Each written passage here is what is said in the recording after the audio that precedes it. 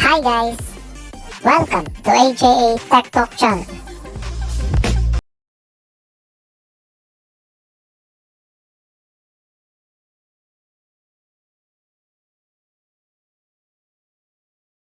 Install ng new operating system, i-charge muna natin, no? Kasi dapat nasa AC connection before tayo mag-reformat kasi delikado yun. At nagka-problema o nag-off computer habang nag-reformat, pwedeng masira at ulit tayo ng operating system.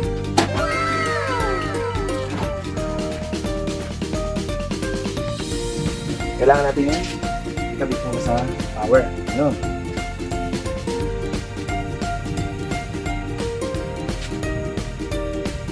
Then, maliban din sa power, dapat meron tayong flash drive. Nakalagay dapat dito yung operating system na gagamitin natin dito.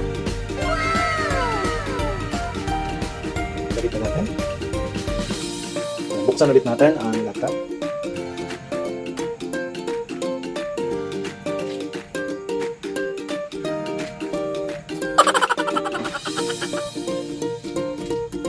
Ayan, nakikita nyo na ito ay nagkoconnect na dito sa flash drive. Ayun.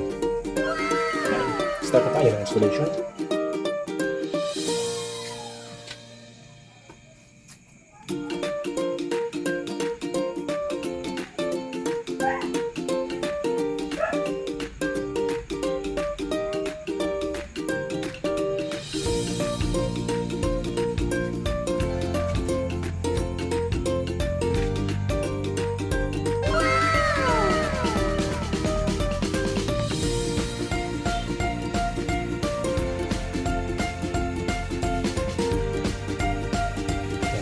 Simula na siya ng installation, installing of the new operating system.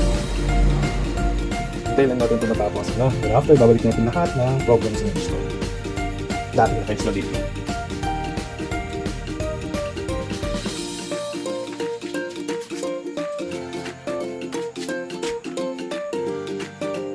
Ginagawa mo!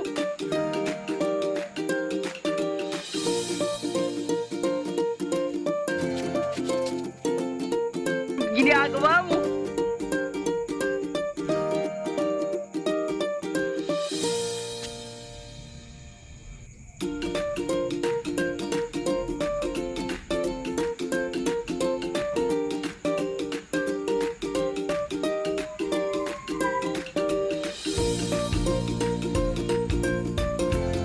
Hi there, I'm Cortana, and I'm here to help. A little sign in here, potential Wi-Fi there, and we'll have your PC ready for all you plan to do.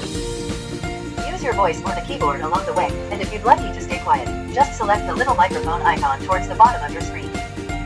If you need an assistive screen reader, press the Windows, Control, and Enter keys at the same time to turn on narrator. Okay, enough intro. Let's dig in. Your region is set to the United States. Is that right?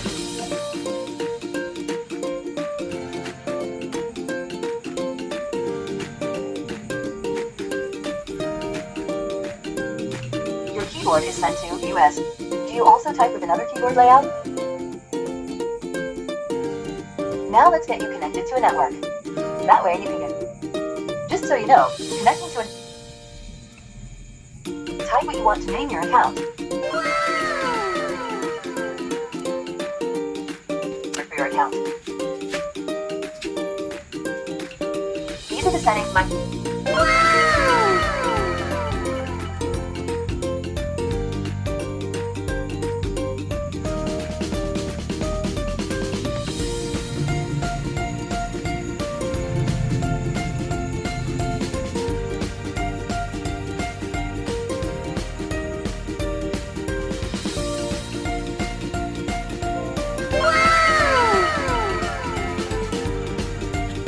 Okay, tapos na mag-install ng operating system. Ito, tapos na.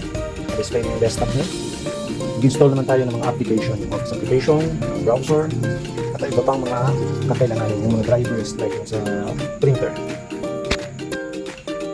Okay, installation of the Microsoft Office 365.